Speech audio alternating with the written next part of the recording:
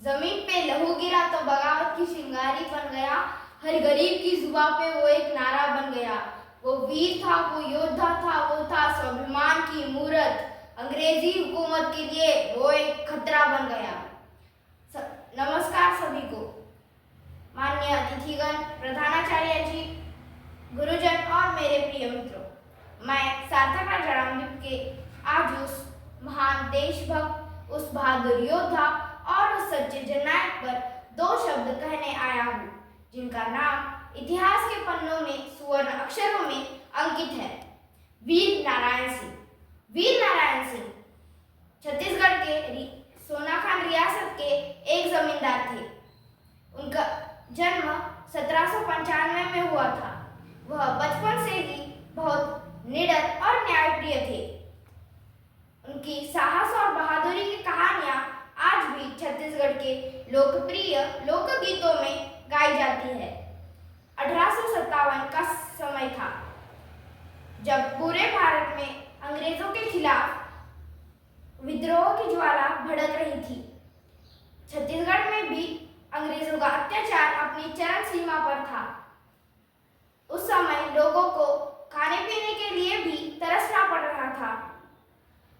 ऐसे में वीर नारायण सिंह जी ने एक साहसी कदम उठाया। उन्होंने अंग्रेजों के अनाज गोदामों को लूटकर उसका सारा अनाज भूखे और गरीब लोगों में बांट दिया। इस घटना ने अंग्रेजों की नींव हिला दी।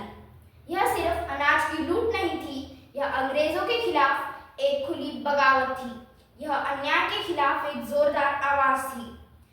इस घटना के बाद अंग्रेजों ने वीर नारायण सिंह जी को गिरफ्तार कर लिया।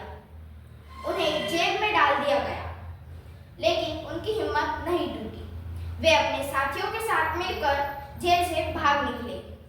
उन्होंने एक सेना तैयार की और अंग्रेजों को कई बार धूल चटाई, लेकिन अंततः कुछ गद्दारों की वजह से वे फिर पकड़े गए। इस बार अंग्रेजों ने उन्हें मौत की सजा सुनाई। 10 दिसंबर 1857 को वीर नारायण सिंह जी को रायपुर के जय स्तंभ चौक पर फांसी दे दी गई, लेकिन उनका बलिदान व्यर्थ नहीं गया। उनकी शहादत ने छत्तीसगढ़ में क्रांति की एक नई लहर पैदा कर दी। वीर नारायण सिंह सिर्फ एक व्यक्ति नहीं थे, वे एक विचार थे, वे एक आंदोलन थे। आज जब हम सब वीर नारायण सिंह जी को याद कर रहे हैं, तो हमें उनके जीवन से कुछ प्रेरणा लेनी चाहिए, जैसे कि हमें हमेशा अन्याय के खिलाफ खड़ा रहना चाहिए, हमें हमेशा गरीबों और जरूरतमंदों की मदद करनी चाहिए, हमें हमेशा अपने देश के लिए समर्पित रहना चाहिए। वीर नारायण सिंह अमर है, उनका बलिदान हमें हमेशा सही राह पर चलने की प्रेरणा देगा। धन्यवाद। जय हिंद, जय भारत।